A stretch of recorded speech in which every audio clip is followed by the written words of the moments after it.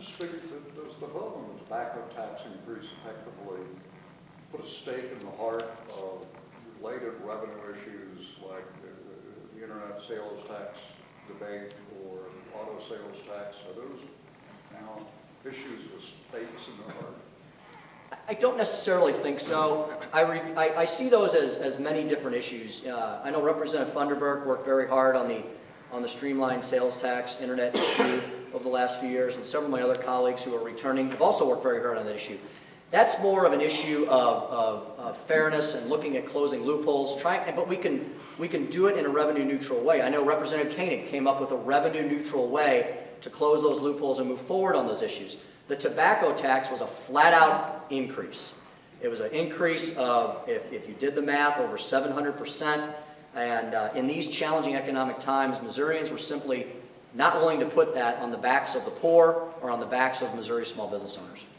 How will your veto-proof majority help you accomplish some of your goals, and what areas in particular? Could it help, for example, with the medical malpractice caps that you're putting restoring?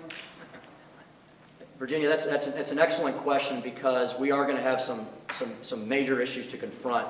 After having our healthcare industry in a world of certainty for nearly 7 years, they were now plunged into a world of uncertainty this past fall with the decision from the Supreme Court throwing out the caps. I would add that, once again, Kansas one-upped us on this because their court upheld those very similar damage caps at a lower level. So, once again, Kansas, with their very aggressive tax cutting, their very aggressive medical malpractice policy, is really doing a number to us and to my Kansas City brethren on the border war.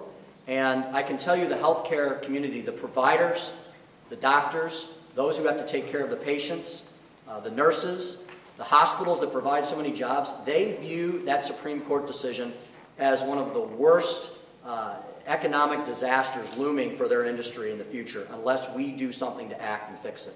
There's a number of different roads we can go down. Those are being discussed at present. I can tell you it will be a large group of stakeholders, everything from Missouri's businesses to the chambers to the healthcare providers, the doctors of all specialties.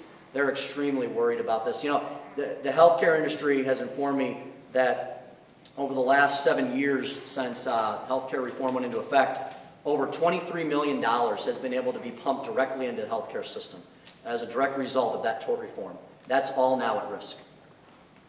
But does your veto-proof majority give you a stronger stick or bigger stick to push the governor in a direction he may not have been willing to go necessarily? Well, I'm not sure where the governor is on that issue, because he hasn't let me know yet.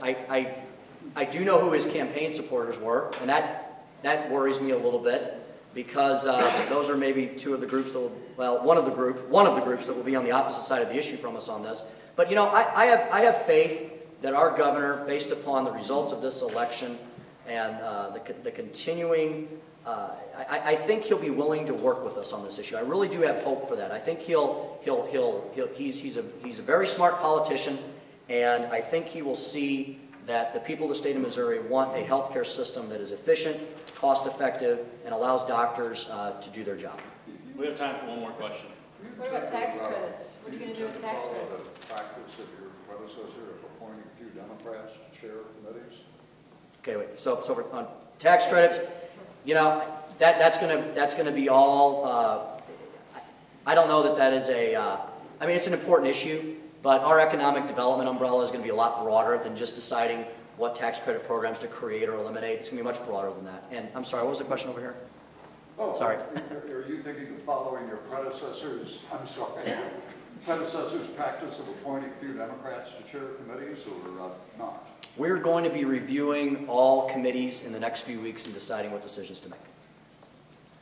Thank you all very much. I want to thank my caucus again.